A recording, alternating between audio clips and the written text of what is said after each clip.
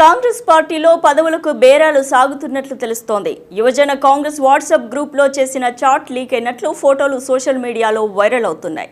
త్వరలో యూత్ కాంగ్రెస్ ఎన్నికలు జరగనున్న టైంలో ఇది హాట్ టాపిక్గా మారింది. రాష్ట్ర యూత్ కాంగ్రెస్ ప్రెసిడెంట్ పదవి కోసం ఢిల్లీలో ఇంటర్వ్యూ చేస్తున్నారని ప్రచారం సాగుతోంది. దీనిపై ఆ గ్రూప్లో ఇది నిజమేనా అంటూ ఒకరు మెసేజ్ చేశారు. దీంతో అది నిజమే అంటూ మరొకరు కన్ఫర్మ్ చేశారు. ఏ రకంగా అభ్యర్థులను ఎంపిక చేస్తున్నారని మరొకరి ప్రశ్నకు డబ్బులు ఉంటేనే పదవికి అవకాశం ఇస్తారంటూ సమాధానం వచ్చింది.